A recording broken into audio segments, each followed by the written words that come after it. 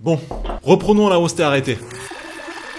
Il y a 6 mois, je vous annonçais qu'on avait switché sur DaVinci, j'avais fait le tour de Premiere Pro et j'avais besoin de nouveautés, j'avais besoin de m'amuser de nouveau, je voulais juste apprendre de nouvelles choses et donc j'ai décidé de supprimer Premiere Pro. 6 mois plus tard, on a monté des dizaines de vidéos sur DaVinci, on a passé des centaines d'heures sur le logiciel et aujourd'hui, c'est l'heure du bilan. Est-ce que oui ou non, le switch a été concluant? Est-ce qu'on est convaincu par ce logiciel? Et est-ce qu'on a officiellement laissé Premiere Pro de côté? La réponse est...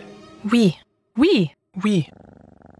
Cette semaine sur Insta, je vous ai demandé de me poser vos questions sur DaVinci, sur pourquoi on a switché. J'ai reçu un paquet de questions, je pense que vous êtes assez nombreux à hésiter à switcher ou alors vous avez tout juste commencé sur DaVinci. Il y a des questions très intéressantes. La première c'était, est-ce difficile de switcher ou c'est assez intuitif venant de Premiere Pro? Je vous cache pas qu'au début on a beaucoup galéré, je pense qu'on a dû mettre un bon mois avant de commencer à cerner le logiciel. Donc pendant un mois en fait tu galères à trouver tous les outils parce qu'ils ont des noms différents, ils sont placés dans des endroits différents. Donc la moindre chose très simple, ça prend du temps et c'est frustrant. Ça m'est arrivé 3-4 fois d'être vraiment à la limite de supprimer DaVinci et juste de retourner sur Premiere. Mais voilà, je dirais que ça a pris un mois avant de commencer à prendre du plaisir, à prendre un peu nos marques. Et une fois qu'on commence à trouver nos marques, c'est là qu'on commence à se faire plaisir. Le truc que j'adore avec DaVinci, c'est qu'il y a tellement d'outils et de fonctionnalités dans tous les sens qu'on n'a jamais vraiment fini d'apprendre. C'est ça qui m'a un peu démotivé avec Premiere, c'est que, bon, ça faisait 7 ans que j'étais sur le logiciel, j'avais l'impression d'avoir fait le tour du logiciel, que j'avais plus rien à apprendre. Et là, sur DaVinci, même après 6 mois, je me rends compte que j'ai tout à apprendre. Il y a tellement de fonctionnalités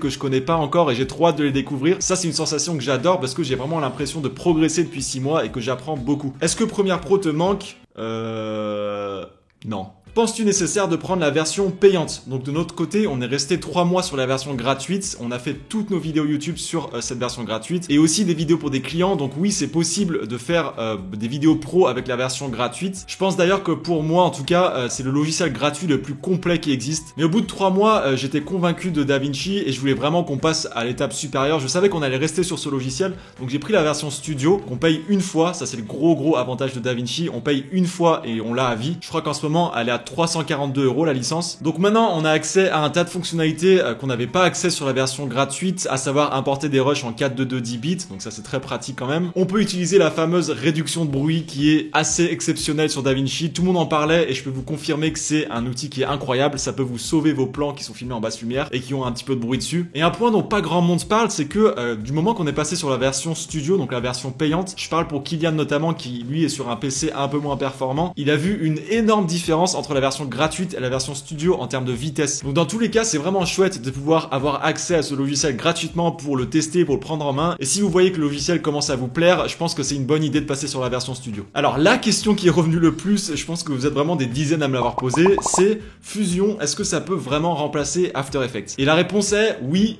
mais non.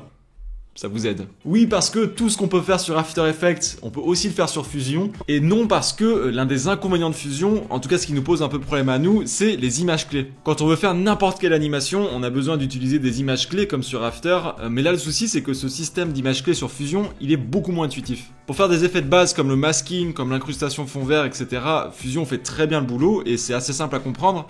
Par contre, quand on veut commencer à animer quelque chose, c'est un peu plus galère. Apparemment, il est possible de modifier une timeline à 2 en même temps. Alors oui, tout à fait, on l'a pas testé nous personnellement, mais la fonctionnalité est là. Ça s'appelle le Blackmagic Cloud Beta. Ça coûte 5 € par mois, il me semble, et avec ça, vous allez pouvoir partager vos projets avec n'importe qui dans le monde. Vous allez pouvoir bosser en même temps sur votre projet, sur votre montage, et vous allez pouvoir voir les modifications en temps réel sur votre table de montage. Il y a même un chat au sein du logiciel pour pouvoir discuter, donc c'est hyper pratique pour pouvoir bosser à plusieurs sur un même projet. Et je crois d'ailleurs que je viens de m'auto-convaincre à le prendre parce que vraiment ça peut être hyper pratique quand on bosse à plusieurs. À quand ta formation dessus? Ça vous chauffe? Parce que je balance l'info tout de suite, ça fait 6 mois que ça me trotte dans la tête. Alors, qu'est-ce qui fait que j'aime autant ce logiciel et qui fait que j'ai clairement repris goût à monter des vidéos depuis que je suis passé sur DaVinci? Et juste après, je vous parlerai de ce que j'aime un peu moins sur le logiciel parce qu'il est pas non plus parfait. Déjà, je vous l'apprends pas, mais l'onglet étalonnage est juste... il est fou. DaVinci à la base est très connu pour son onglet étalonnage et je vous confirme, c'est vraiment une dinguerie. On a très vite intégré ce fameux système de nœuds dans notre workflow. Ça prend vraiment pas longtemps à comprendre en fait cette nouvelle logique et une fois qu'on l'a compris, on se rend compte des tonnes de possibilités qui s'offrent à nous pour l'étalonnage. En fait, ce que je trouve beaucoup plus intuitif, c'est que généralement, on applique un seul effet par nœud. En gros, si je veux par exemple travailler la couleur du ciel, je vais le faire sur un nœud dédié. Donc je vais créer un nœud pour travailler cette couleur du ciel. Si je veux changer les teintes de peau, pareil, je vais créer un autre nœud pour faire ça. Si je veux rajouter une vignette pour assombrir les contours, bim. Et je peux facilement activer ou désactiver les nœuds pour voir la différence. En fait, on se rend vraiment compte qu'on peut mettre un nombre infini de nœuds et ce sera vraiment facile de s'y retrouver. La partie étalonnage, ça a jamais été une partie que je maîtrisais totalement. Je me suis toujours dit qu'il fallait vraiment que je m'améliore là-dessus et j'ai jamais autant progressé que depuis que je suis passé sur DaVinci. Et surtout quand on revient sur Premiere et qu'on réessaye d'étalonner quelque chose après avoir passé plusieurs mois sur DaVinci, tu te demandes comment t'as fait pour passer des années sur Premiere à étalonner tes vidéos. Il y a vraiment des tonnes d'outils qui sont hyper pratiques sur cette page étalonnage, notamment le tracking. Le tracking, c'est du bonheur à utiliser, c'est hyper satisfaisant. Si vous voulez changer la colo sur une partie de votre image, le tracking il est ultra précis et rapide et ça peut être fait en quelques clics. Enfin voilà, ça c'est qu'un exemple, mais il y a vraiment des tonnes d'outils disponibles et ça revient un peu à ce que je vous disais tout à l'heure sur le fait que j'ai encore l'impression d'avoir tout à apprendre sur le logiciel et j'adore cette sensation. Autre point que j'adore sur DaVinci, c'est l'interface. Globalement, DaVinci a un look beaucoup plus moderne que Premiere Pro parce qu'à chaque fois que je retourne dans Premiere Pro pour retravailler sur un ancien projet client, j'ai l'impression de faire un bond dans le passé. Clairement, niveau design, on sent qu'on est beaucoup plus dans l'air du temps avec DaVinci. Et pas juste ça, il y a certaines options qui sont très cool dans DaVinci. Je pense notamment au fait de pouvoir cacher ou montrer un panneau.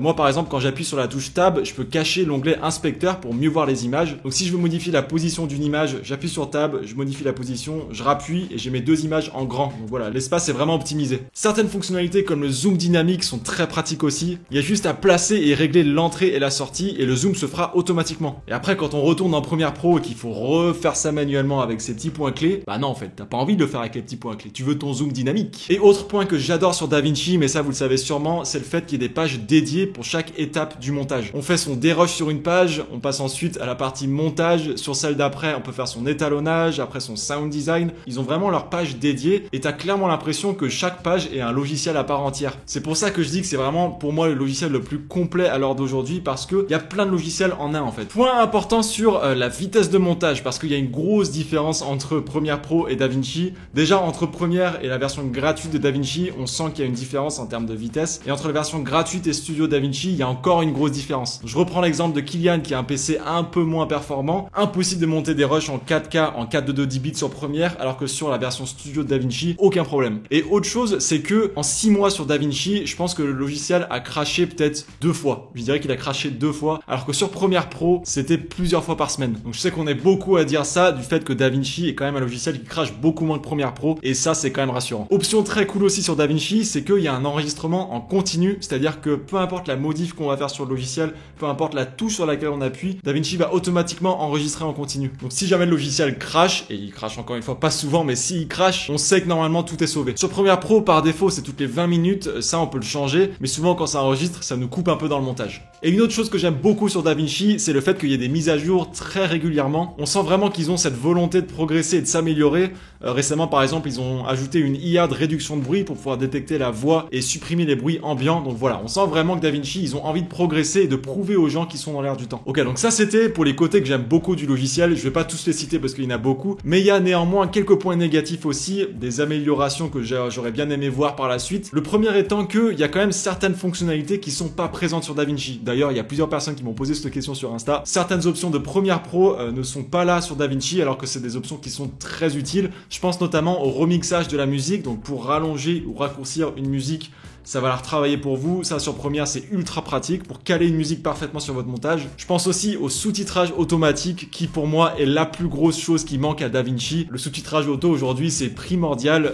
J'ai quasiment tous mes clients qui veulent sous-titrer leurs vidéos. Donc aujourd'hui, en fait, nous, on fait nos montages sur DaVinci, on exporte et ensuite on envoie sur Premiere Pro. Mais bon, du coup, ça fait exporter en 2 fois. Donc ça, c'est frustrant de pas avoir encore ces options sur DaVinci. Deuxième point négatif dont je voulais vous parler, c'est, et on en a parlé un petit peu tout à l'heure, c'est la page Fusion qui, globalement, est moins efficace que After Effects. Et le problème c'est qu'en faisant une animation sur After Effects, on n'a pas le dynamic link entre les logiciels, donc obligé d'exporter depuis After Effects et d'importer dans DaVinci. De tout ce que j'ai pu entendre des copains créateurs qui sont sur DaVinci depuis un moment, c'est vrai que la page Fusion par rapport à After Effects, elle est quand même moins intuitive et c'est beaucoup plus long pour faire des animations à chaque fois. Et un autre point négatif que j'ai à dire sur DaVinci, c'est ce système d'image clé. Là aussi, ce système est bien moins intuitif que sur Premiere Pro. Pour le coup, sur Premiere, les points clés, c'était quand même vachement facile de comprendre, de les gérer. Là, sur DaVinci, ils sont un peu plus durs à à maîtriser. Ça prend plus de temps et voilà, c'est juste un peu moins agréable à les bidouiller, donc ça c'est un peu dommage. Mis à part ça, DaVinci, ça reste le logiciel le plus complet à mon goût et je pense sincèrement qu'ils vont continuer d'exploser parce qu'ils sont clairement en train d'exploser en ce moment. Parce que Blackmagic, ils ont vraiment cette volonté de prouver aux gens qu'ils vont de l'avant, qu'ils se modernisent, qu'ils se renouvellent. Ils font des mises à jour tout le temps et vraiment ils ont pour le coup un train d'avance, j'ai l'impression, sur les autres logiciels. Et d'un point de vue purement personnel, c'est peut-être bête mais j'ai vraiment l'impression d'avoir énormément progressé